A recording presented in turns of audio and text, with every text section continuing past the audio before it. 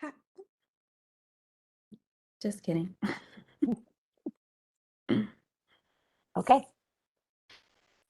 All right. Hello, I'm Tia Rogers. I'm the Director of Extended Learning and Educator Development, and I'm joined with, Hi, I'm Nancy Rocky. I'm the secondary literacy coach.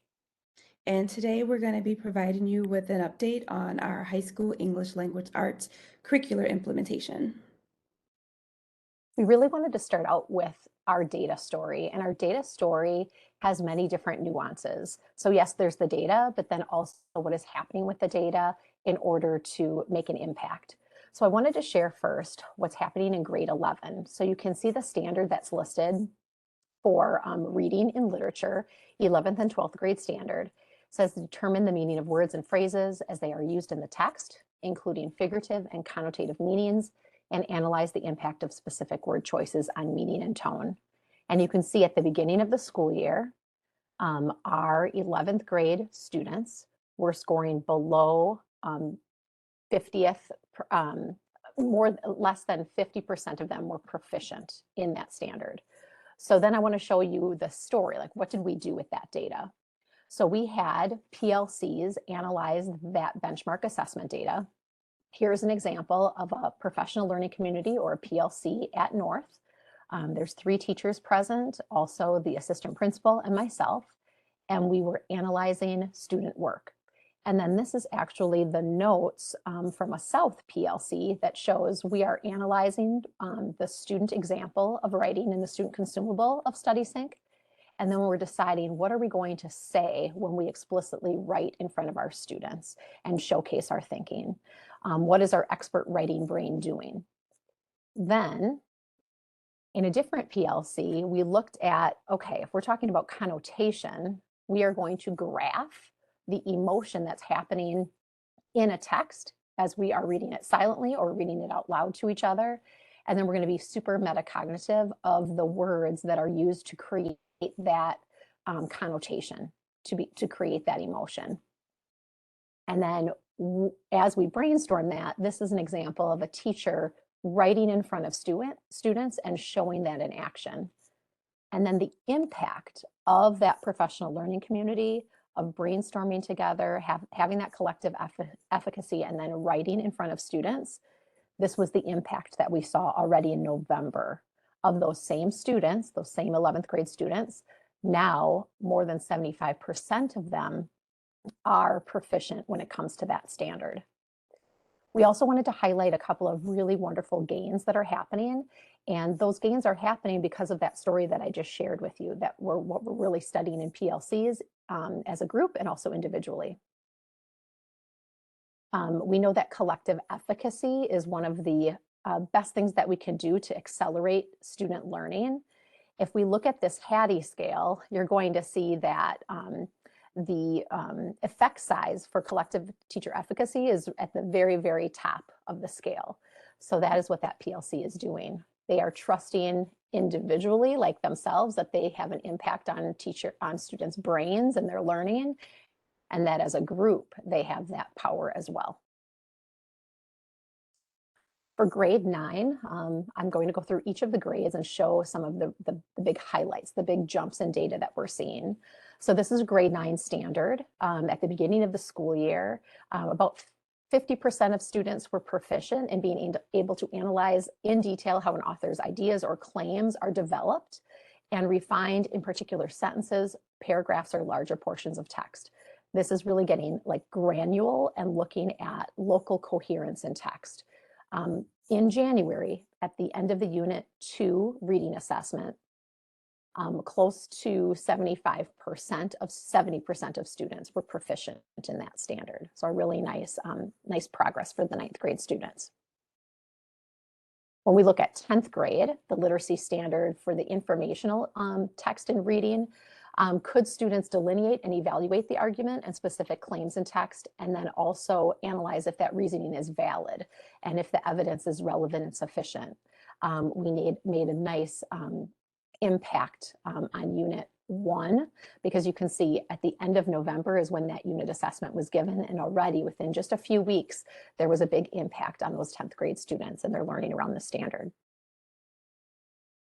In 11th grade, this I was incredibly proud of. The 11th grade students were able to delineate and evaluate the reasoning in seminal US texts much differently in January than they were at the beginning of the school year. And in 12th grade, really a marked difference. 12th grade students at the very beginning of the school year, 50% of them were not able to analyze the impact of the author's choices regarding how to develop and relate the elements of a story or a drama. By January, almost 90 some percent, 89% were able to do that according to the state standard. So here is a synthesis of what Unit 1 and 2, what we worked on and the impact of it. So there were huge noted areas of growth in analyzing authors' claims and arguments, analyzing the impact of an author's choice in a story or an argument, being able to evaluate the reasoning throughout a text, and then analyzing the different layers of meaning of a word, sentence, or whole text within that argument or that informational piece. This doesn't happen by accident because Unit 1 and 2 for all the grade levels were really built on that. Looking at rhetorical analysis, having teachers physically in front of students write down what that rhetorical analysis looks like, analyzing notes in a graphic organizer to ensure that students were able to write that rhetorical analysis in a really independent way in the middle and end of the unit. There was a big focus on synthesis writing in almost all of the grade levels. We had professional development around reciprocal learning. We also did a lot of coaching cycles around Socratic seminars, and there is a video embedded in this. I won't show it to you right now, but I encourage you to press play and look at some Waukesha West students participating in a Socratic seminar. They're English 10 students, and they're focusing on 5 or 6 different texts that connect to the book Night by Eli Wiesel. We also focused on collaborative discussions, which is embedded in StudySync. That's part of the learning plan. And then also looked at things like four-corner debates, anticipation guides, and much more. So those sort of instructional practices help support our curricular resource and those standards for Units 1 and 2. Then, when we look at what we need to do next, the literacy standards that really need our attention according to the data that we've collected from both the benchmark assessments and Unit 1 and 2 end of unit reading and writing assessment. We know that our students need a lot of support around utilizing precise language and domain-specific vocabulary in order to manage the complexity of the topic and also to convey a vivid picture of the experiences. So that is both an informational and also a literary standard. It's in both. And you can see, according to the data we've collected, only 29 to 33% of our students in 9th grade are proficient in that standard, and 61% of our 12th graders are proficient in that standard. But we want 100% of our students to be proficient. So we're going to be working on that, especially Units 3 and 4. Also, and this is connected, we see that students between 26 to 45% are proficient in being able to use a variety of things like phrases and clauses in order to convey specific meanings and add variety and interest to writings or presentations. And this is connected to not just writing, but reading comprehension as well. So we want students to be able to see and break apart a clause and be able to see that it is really writing, connecting a cause and effect type of an idea. If they are able to understand phrases and clauses better, they will be able to comprehend not just a text in an English language arts class, but texts across the contents and in many different disciplines. So this means that our professional development is really going to be focusing on explicit writing instruction and intentionally planning around that in professional learning communities. We're going to encourage all of our ELA teachers to be writing in front of their students, and we're going to be practicing that in professional learning communities so that we all have a common understanding of what we're asking students to write. Student writing will be displayed around rooms and in hallways, and we're working with teachers on getting that to happen. You can see on the very bottom of the page, this is an example from just last week at Waukesha South High School. all student writing displayed in the classroom. Very soon that's going to be displayed in the hallway. And then students are taking pictures of other students writing so that they can write a synthesis paper on it. They're really focusing in on the connotations of certain vocabulary words, a domain-specific vocabulary, and what that connotation does, what's the impact of that on the reader's attitude and emotion. We're really going to focus in on how does understanding phrases and clauses help us better understand complex text, because it does. That local coherence is critical, and we know that, and we want to make sure that those proficiency levels are very close to 100, if not 100, by the end of the school year. And then how does including phrases and clauses in writing and speaking impact our message? We also want to encourage authentic audiences for our students in both writing and speaking. So I have two pictures down here as well that I haven't talked about yet. This is a picture of Alana at North High School. She is writing in front of her students just last week. We want to encourage more teachers to be doing that and to be vulnerable about that, because it really does make a positive impact on students in their writing. And then when it comes to authentic audiences, we are creating something called a creativity crawl in downtown Waukesha. On May 24th, we have a team of us organizing it. It'll happen between 4 and 6. We have 12 businesses who are involved in this, and then we're going to match up at least 12 classrooms to those businesses. So similar to an art crawl, students and parents and teachers will be going through downtown Waukesha, and they'll be sharing what they have been writing and creating all school year. All right, this next slide has a lot of different videos, and I'm not going to share them at this time, but I want to highlight what they are and then really encourage you to view them, or at least view a minute or so of each one. Wanted to show that we are analyzing data throughout the entire process of professional development, and really want to highlight that professional development isn't just one time on the calendar. It's not just when we bring all teachers together in one spot. It's like an engine in a car that's continually going. So we started off August 2nd, looking at our professional development and looking at StudySync, like how does the tool actually work? And then that curricular resource professional development happened every single week for about 2.5 months. And now it's more sporadic, because now we're becoming more independent with that as teachers and as a team. But you can see what that looked like. All of those curricular resource professional developments were recorded so that people can go back to those at any time. Then we keep analyzing the data through this and between these sessions. We also have professional development sessions that are whole group. I'd really encourage you to watch this video. Dr. Piasek was able to participate in this professional development during our Winter Institute on January 16th. You're going to see that we really intentionally involve students and teams of people and any other stakeholders to be part of that learning. So this video is going to showcase how we had 11 high school students showing what reciprocal learning looks like, and then teachers were gathered around them in like a fishbowl type of format to listen in on what the students were able to do and how they were becoming more independent in their reading. That makes a direct impact on our professional learning communities. So this video right here is an English 9 PLC from North High School. You're going to be able to see how they are analyzing student work and how they are taking what they learned from the professional development session and then utilizing it in their planning with their team. And then you're going to see in that professional learning community, that's where coaching cycles evolve from. So when I'm in a professional learning community, I'm going to say to a teacher, "Ooh, I'd like to follow up on that. Could I be able to co-plan with you and then co-teach, do a demonstration lesson, and see that in live time in your classroom?" And then that just keeps going around in that circle, a continuous type of plan.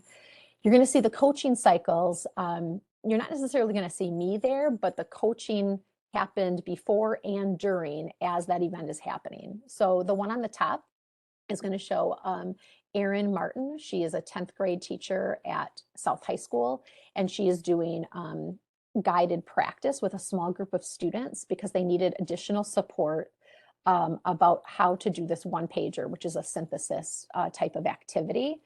And I would love for you to listen to her language. What is she doing in order for that to happen in a secondary class? That level of guided practice in a 10th grade class is really cutting edge, and it's something that makes Waukesha very different and very special compared to other districts. Guided practice isn't always happening everywhere, so we really have to celebrate that and get that to grow. And then you're going to see on the bottom video, these are two 10th grade students at Waukesha North, and they are showing what reciprocal learning and teaching looks like when they're reading the book Night. And then one of those students was actually able to teach more teachers during the professional development session, which is shown at the top of the slide on January 16th. So again, we're analyzing data throughout that whole process, tweaking our plans, making sure that we are meeting the teachers' needs and the students' needs as much as possible. I encourage you to watch at least part of those videos. And that leads us to, they're all going to start. Okay, that leads us to the next steps of what we're going to be doing in units 3 and 4, and also the summer and into next school year. All right. So as Nancy just shared, we have tons to celebrate with the implementation so far with Study Sync in our high schools. We're very proud of the progress we're making and our data story so far. But as Nancy mentioned, we definitely still have some room for growth as teachers are continuing to get familiar with the resource, as well as just planning together, because again, that is something new, to have this consistent resource across our system and to stay in alignment with one another across our system. So we have many things to celebrate. And honestly, Nancy has been a huge force, a huge driver in getting us to where we are today. So can't let that go without being celebrated, just the work that Nancy is doing with our teachers across our system. Without her, we wouldn't be where we are right now. So as we continue on this journey and continuing to move forward into the second semester, these are just some of our next steps that we plan to do during our continued implementation phase. So first and foremost, as we move into the second semester, we're going to continue to develop units 3 and 4. So teachers did get some work time on our January 16th professional development day to get a head start on some of this planning, but we will continue to support and teachers as they continue to plan units 3 and 4 throughout the second semester.